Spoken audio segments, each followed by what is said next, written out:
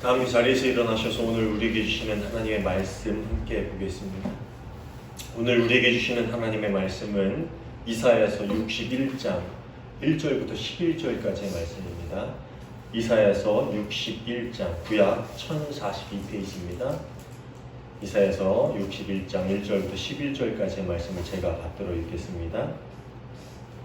주 여호와의 영이 내게 내리셨으니 이는 여호와께서 내게 기름을 부으사 가난한 자에게 아름다운 소식을 전하게 하려 하심이라.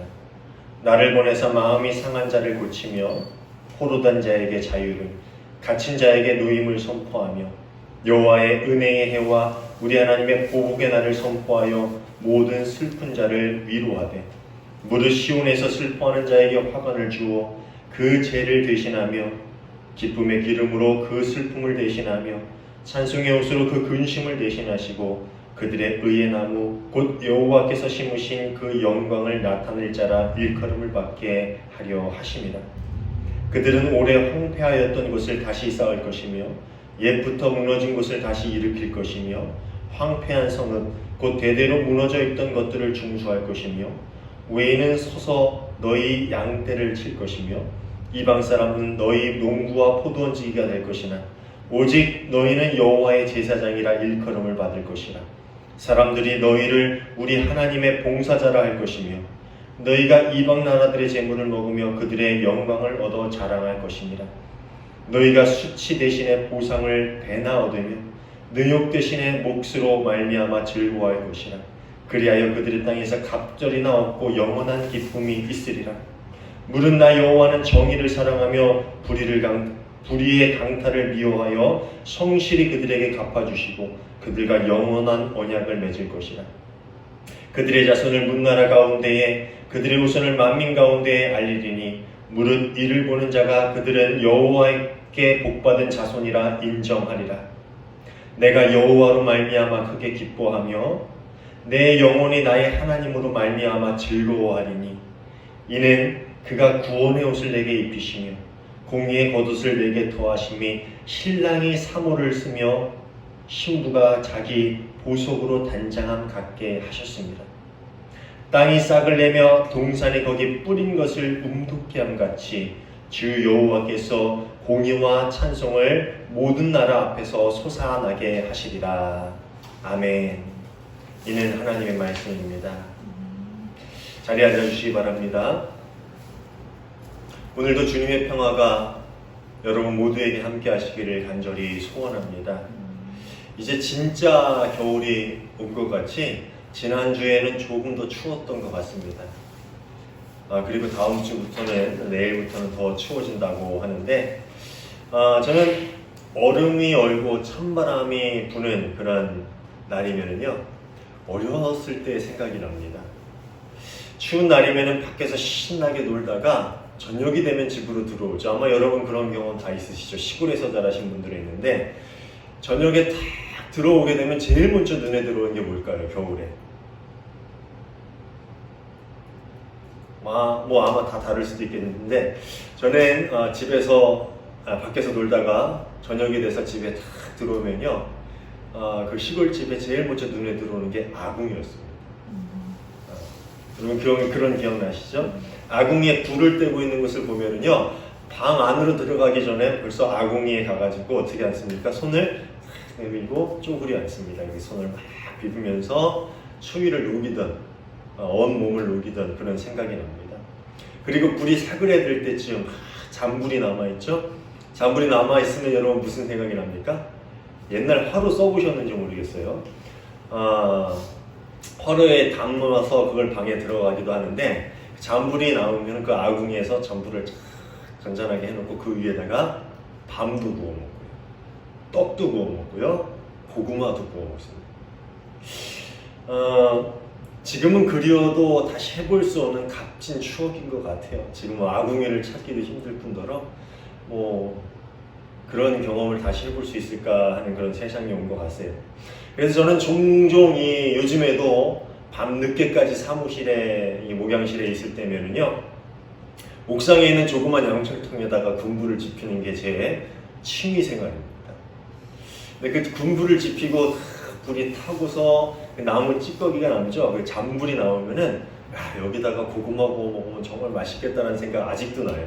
저는 아직도 촌사람의 그 마음이 제 안에 남아 있는 것 같습니다. 그러면 이렇게 불을 쬐고 그 군불을 잔불을 바라보면서 차를 마시고 있으면요, 몸도 마음도 따뜻해지는 것 같아요. 저희 아내는 가끔 저한테 핀잔을 해요. 추운데 밖에 나와서 굳이 그 불을 쬐고 있냐고.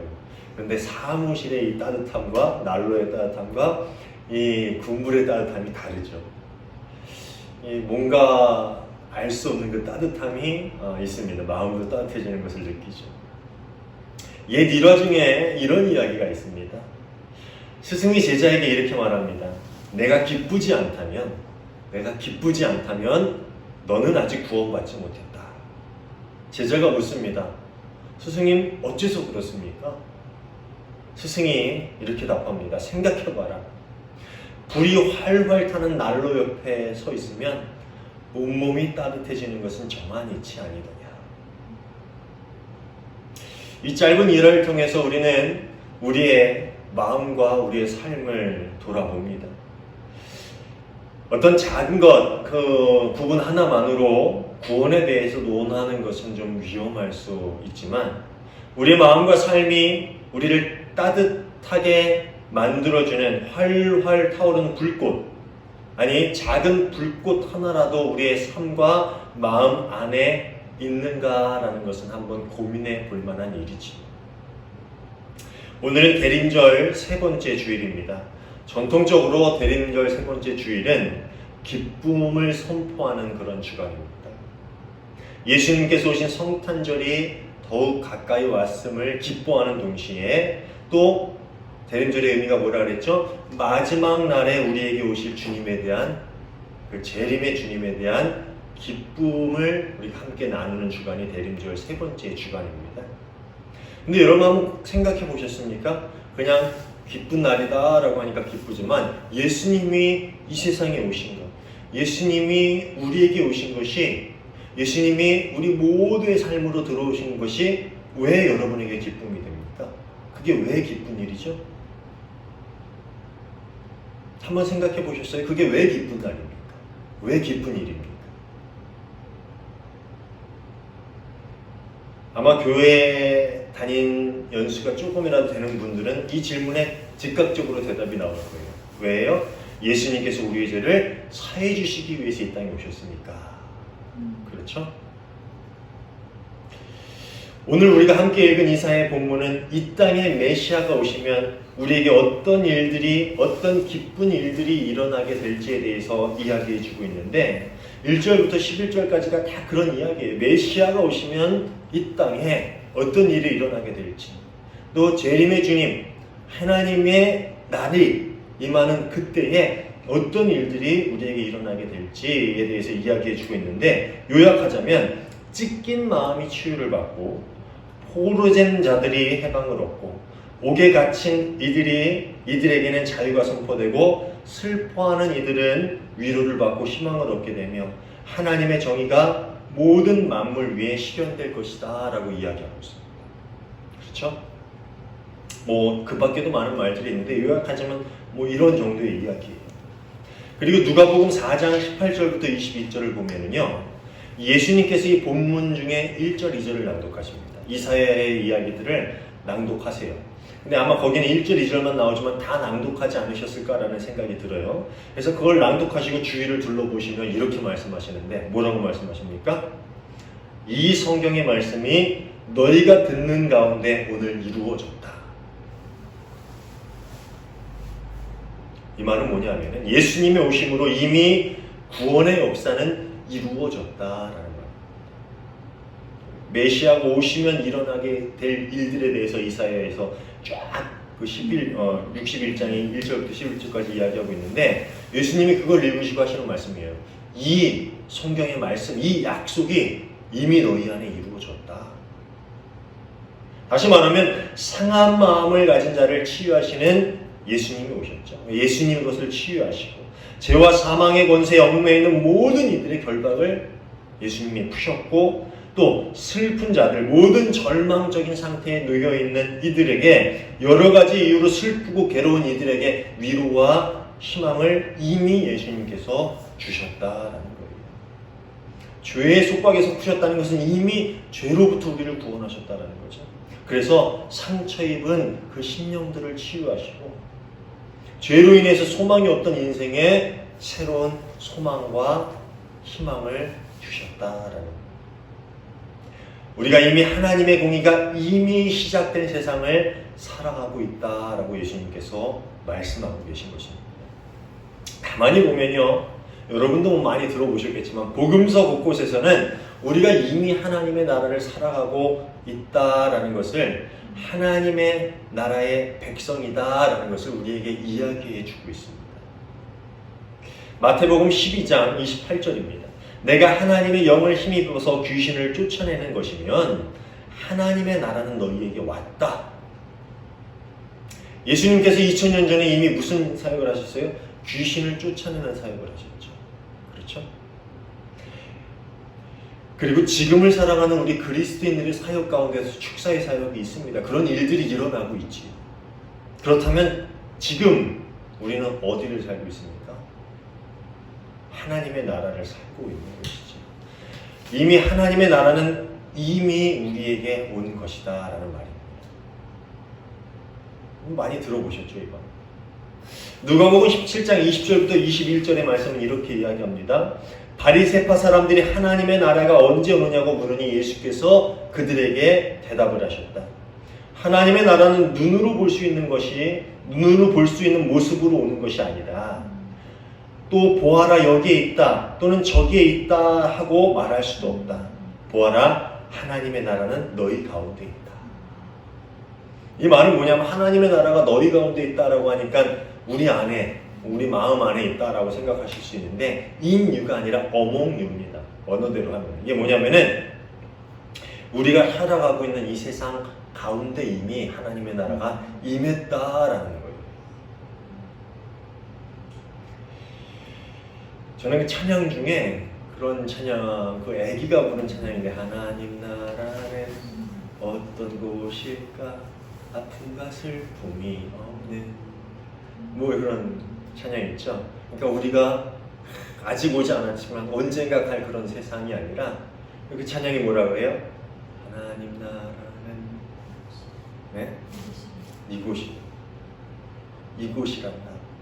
여전히 아픔과 슬픔이 있지만 그래도 이곳에서 하나님 나라가 이미 시작되었다. 그 찬양이 너무 좋아요. 우리는 이미 하나님 나라를 살고 있다라는 것이죠. 이미 하나님의 다스림이 시작된 그 나라 가운데 우리가 살아가고 있다라는 것입니다. 그러므로 메시아가 오심으로 시작된 그 하나님의 나라의 놀라운 일들이 이미 우리의 삶 가운데, 우리가 살아가고 있는 이 시간들 가운데 일어나고 있다라는 것입니다. 우리의 상한 마음이 예수님으로 인해서 치유를 받고 죄와 사망, 세상의 권세로부터 오는 모든 속박으로부터 우리는 자유함을 받고, 어떤 절망적인 순간에도 우리는 예수님으로 인해서 위로를 받고 새로운 희망을 가지고 일어설 수 있다라는 것이죠. 그런 세상을 우리는 이미 살고 있다라는 것입니다. 불이 활활 타는 난로 옆에 서 있으면 온몸이 따뜻해지는 것이 정한 이치라면은, 구원의 주님으로 오신 예수님이 우리 안에, 또 우리가 예수님 안에 있으면 이런 귀한 일들이 일어나는 것이 또 우리 삶의 정한 이치이겠죠.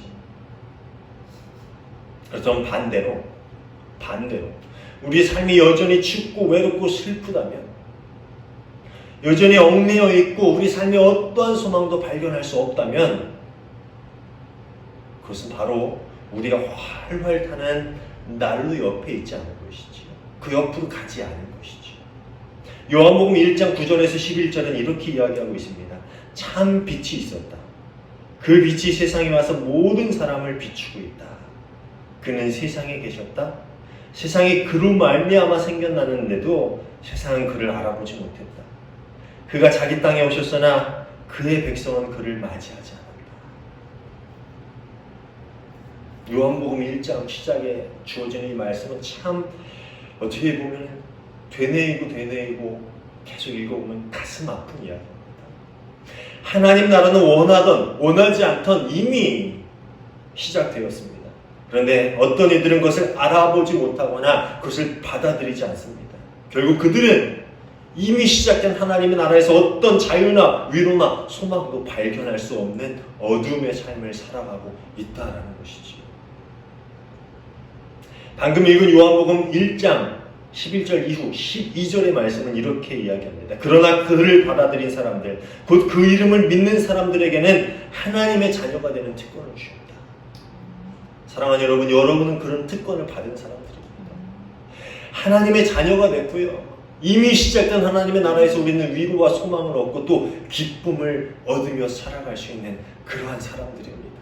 세상이 어두워도, 상황이 어려워도, 세상에 어떤 풍파나 비바람이 우리를 괴롭혀도 우리는 이미 하나님 나라 안에서 소망을 얻고 기쁨 가운데 살아가는 그런 사람들이다라는 것이지요.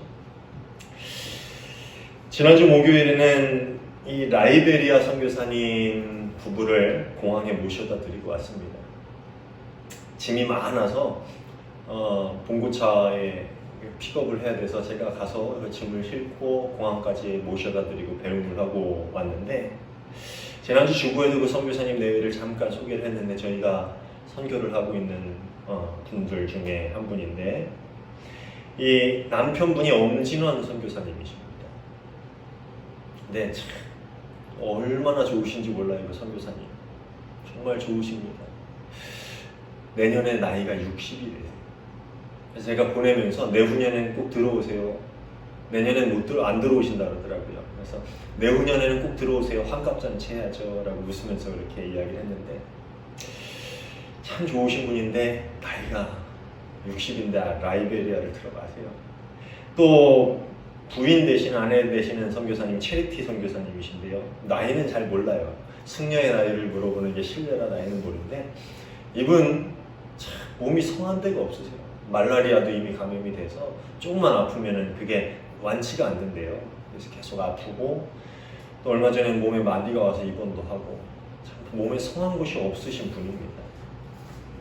생각 같아서는 선교지를 가더라도 이제 조금 덜 힘든 사역의 자리를 했으면 그냥 오지로 들어가지 말고 도시에 있으면서 그냥 선교의 사역을 돕는 그런 일을 했으면 좋겠다는 바람이 있고, 또 좀 더 있다 갔으면 좋겠는데 라는 생각이 있었는데, 여전히 그 힘든 라이베리아 지역으로 들어가는 것을 그냥 그렇게 기뻐하십니다. 코로나가 점점 심각해지고 라이베리아 가는 비행기 티켓도 구하기가 쉽지 않은 상황이에요. 그래서 올해 넘기고 내년에 가시겠지라는 생각을 하고 있었는데, 그런데 갑작스럽게 출국 날짜가 잡혔다고 연락을 받았습니다. 그래서 두 분을 배웅하기 위해서 갔고, 또 그 자리에 몇몇 지인들 또 아는 분들이 이렇게 함께 오셨는데, 다 같이 하는 말이 코로나가 잠잠해지면 가시지, 아프리카는 더 위험할 텐데 왜 이렇게 일찍 가세요? 라는 그런 말씀을 하시더라고요. 보내는 전화, 같이 모인 사람들의 그 표정에도 안타까움이 가득했습니다. 그리고 어떤 분들은 가는데 수선을 꼭 잡고도 눈물을 보이는 분들도 있더라고요. 기도하면서 같이 눈물을 보이고 울기도 했는데, 참 웃긴 건요, 보내는 사람은 안타깝고 눈물을 흘리고 그런데 정작 가는 두 분은 그렇게 왜 표정이 기뻐요? 또 그냥 그 표정이 좋은 거예요. 오래 떠나 있던 고향을 가는 것처럼 너무 밝은 표정으로 그렇게 가시는 거예요. 가서 입국하는 과정에서 마스크는 뺏기지 않을까, 별 문제 없이 잘 들어갈 수 있을까라는 걱정은 입으로 하지만, 그 표정만큼은 뭐가 그렇게 설레이고 좋아 보이는지. 오히려 마중 나온 사람들한테 왜 이렇게 피곤해 보여요? 왜 이렇게 몸이 안 좋아 보여요? 라고 걱정을 하시는데, 그렇게 해맑고 밝은 모습으로 출국장으로 들어가시는 모습을 보면서 돌아오면서 한국에 있는 제가 너무나도 좀 죄송한 마음이 들더라고요. 오늘 본문 우리 같이 읽은 이사야서 61장 10절을 보면은요, 그 앞부분에 이렇게 이야기하고 있지요. 내가 여호와로 말미암아 크게 기뻐하며 내 영혼이 나의 하나님으로 말미암아 즐거워하리니. 그런데요, 이 공동 번역 성서를 보면은요, 이 부분을 이렇게 번역을 하고 있어요. 물론 이제 히브리어 원어의 뜻에 벗어나지 않게 번역본마다 조금씩 표현이 다른데, 저는 이 공동 번역 성서의 표현을 보면서 얼마나 마음이 뭉클했는지 몰라요. 이렇게 번역합니다. 야훼를 생각하면 나의 마음은 기쁘다. 나의 하나님 생각만 하면 가슴이 뛴다. 다시 읽어드릴게요. 야훼를 생각하면 나의 마음은 기쁘다. 나의 하나님 생각만 하면 가슴이 뛴다. 정말 이 부분을 읽는데 가슴이 뭉클하더라고요. 저는 이 부분을 읽으면서 스스로에게 질문을 던져봤어요. 나는 정말 하나님 생각만 해도 기쁜가? 하나님 생각만 하면 가슴이 뛰나? 여러분은 어떠십니까? 하나님 생각만 해도 기쁩니까? 하나님 생각만 해도 콩닥콩닥 두근두근 심장이 뜁니까?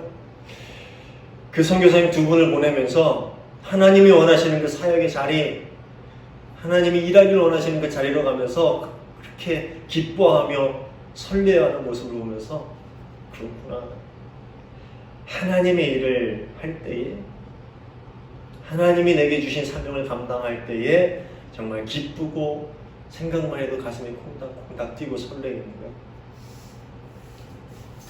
그것이 정말 하나님 나라의 삶이구나라는 생각을 해보았습니다. 또 며칠 전에 한 권사님과 전화 통화를 하는데, 이 권사님 남편이 얼마 전에 아프셔가지고 병원에서 긴급하게 수술을 하셨어요. 또 말할 수 없는, 남들에게는 굳이 말할 수 없는 그런 아픔이 있었어요. 저희에게는 이야기해서 같이 기도했는데, 그런 슬픈 일이 또 한 가지가 있었어요. 그러니까 그 일들이 갑작스럽게 겹치면서 일어났어요. 코로나가 극성을 부리는 나일통에 이런저런 힘든 일을 겪고, 또 병원을 왔다 갔다 하시고, 또 며칠, 한 몇 줄 입원해 계시는 그런 상황이라, 지금은 퇴원해서 이제 병원을 왔다 갔다 하시는 상황인데, 걱정이 돼서 전화를 했는데 목소리가 너무 밝은 거예요. 그러면서 무슨 말씀을 하시냐면은, 이 모든 일들을 통해서 하나님만 바라보게 해주셔서 너무 감사해요. 그리고 이런 상황 가운데서도 주변에 아픈 사람들을 위해서 중보하는데 그 마음을 더 알 수가 있어서 너무 기뻐요. 그리고 그렇게 중보하는 것이 내 신앙을 지키고 세워주는 것 같아서 얼마나 기쁜지 몰라요 라고 이야기하는 거예요. 참 재밌지 않습니까? 어떤 한 사람은, 어떤 한 그 선교사님 부부는 그 매서운 바람이 닥치는 그 한가운데로 들어가는 거예요. 그렇죠? 아주 매서운 한파, 아프리카는 덥지만 상황이 그렇다는 거죠. 그 한파가 몰아치고 있는 한가운데로 걸어 들어가고 있습니다. 어떤 한파는 그 상황이 매서운 바람이 몰아치고 한파가 닥친 그 상황 가운데 처해 있습니다. 그런데 그 목소리와 그 표정과 그 말에서는 따뜻한 온기가 뿜어져 나옵니다. 왜 그럴까요? 왜 그럴까요? 온전 상황은 차가운 바람이 매섭게 몰아치고 한파가 괴롭히고 정말 힘들고 어려운 그런 상황인데, 왜 그들의 표정은 밝고 기쁘고 그들의 말과 행동에서는 그렇게 따뜻한 온기가 내뿜어져 나오는 걸까요? 불이 활활 타는 난로 옆에 서 있으면 온몸이 따뜻해지는 것이 정한 이치이기 때문입니다. 하나님의 빛을 알아보지 못하는 이들은 찬바람이 불어올 때 덜덜 떨며 몸을 움츠리는 수밖에 없습니다. 언제 이 한파가 지나가지라고 투덜투덜 불평하면서 근심과 두려움 가운데 멈춰 있을 수밖에 없습니다. 왜냐하면 그것들을 이길 힘이 없기 때문입니다. 그 안에 기댈 것이 없기 때문입니다. 몸을 피할 만한 곳이라고 찾았지만 결국 그것이 자신을 지켜주지 못한다는 것을 깨닫기 때문입니다. 그렇지만 하나님의 빛을 알고 이를 받아들인 이들에게 매서운 바람과 한파는 아무것도 아닙니다. 물론 갑작스러운 바람과 추위가 그들을 움찔하게 만들 수는 있지만, 그들은 곧 자신에게 활활 타오르는 난로가 있음을 깨닫고 그 난로 곁으로 더 가까이 다가가서 그 온기를 통해서 다시금 용기와 힘을 얻기 때문입니다.